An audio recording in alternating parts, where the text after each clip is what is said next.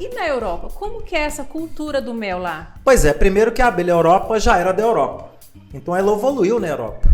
Ela evoluiu na Europa e evoluiu com os primeiros povos bárbaros da Europa. E o valor do mel, né? O valor do mel, ele era tratado pelos povos bárbaros como um produto de consumo, como um produto de caça. Quando se fala povos bárbaros, passa muito a ideia pra gente daquele desenho do Obelix. Dos vikings, dos gauleses. Vikings, não é? Dos Vikings. gauleses. Então mostra ali o... Isso denuncia a idade da gente. Nós estamos ficando velho, hein? Eu não, eu tô ficando novão. Cada dia mais novo. Gente também, Pedrão também, Eu não tô é? bem, mas A gente come mel e já não é come real, mel, né, cara? Tratado no E mel. pólen. O pólen. Então Energia entra é pura. bacana. Mas a gente que tem a ideia ali do Asterix e Obelix, passa uma ideia pra gente ali de tudo muito bonitinho. Eles eram povos bárbaros, mas eram povos evoluídos. Não, o bárbaro ele era como o índio. O índio lá do século XV, século XVI. Aqui, o índio americano era as tribos bárbaras As europeias. tribos bárbaras de 2.000, 2.500 anos atrás. Entendi, professor. Quando você saía fora da Grécia, fora de Atenas, o que havia além de Atenas? Povos bárbaros vivendo no meio do mato, em aldeia.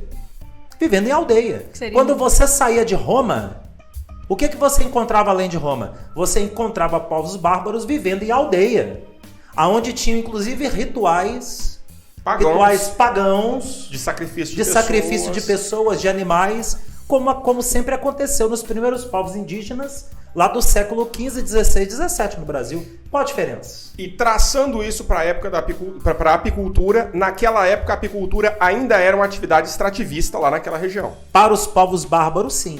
Mas para os romanos, para os gregos, para os judeus, não. Isso é que é interessante.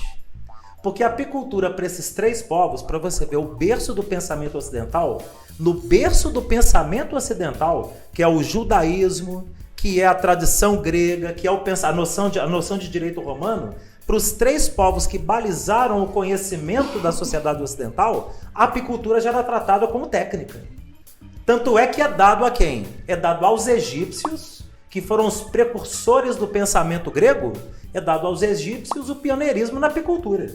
Já se sabia que o homem criava abelha antes. Já se sabia, os sumérios criavam, os babilônicos criavam, os mesopotâmicos criavam. Só que a ideia de criar abelha e transcrever no papel técnica, manejo, quem que foi o primeiro povo? Foram os egípcios.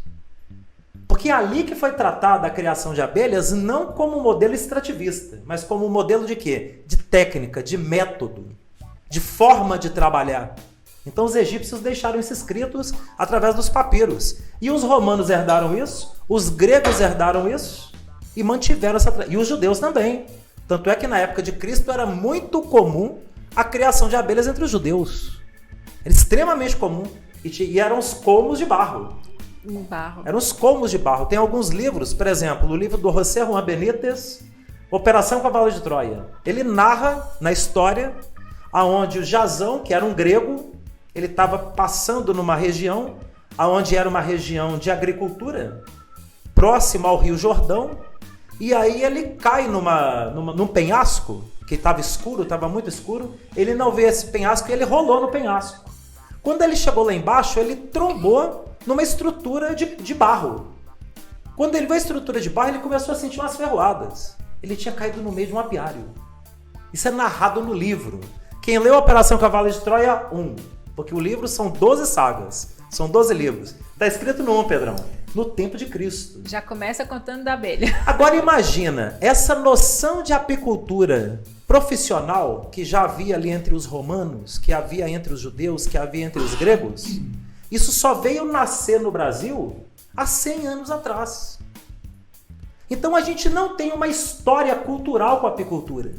Há 100 anos atrás, professor, tradicionalmente, a abelha conhecida no Brasil ainda era as abelhas nativas. Sim. E a gente ainda tinha o costume indígena de trabalhar a abelha dentro da cabaça. Dentro da cabaça. Eu lá em casa, na minha infância, eu me lembro dos meus avós e meus pais criarem a abelha jataí na cabaça. Pensa bem.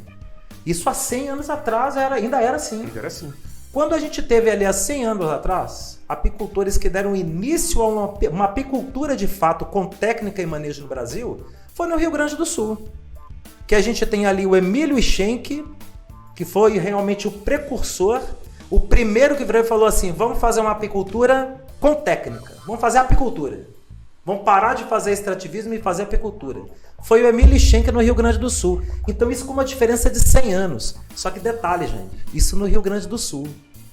Até Porque chegar pro no Brasil resto do Brasil, continental, né?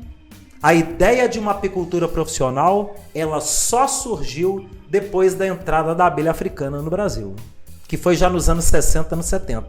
Então a apicultura em 80% do território nacional tem 40 anos. Então você acredita que a tradição extrativista de mel no Brasil ele é um fator limitante para que a apicultura Muito seja vista marginalizada? Marginalizada e marginalizada até entre os apicultores.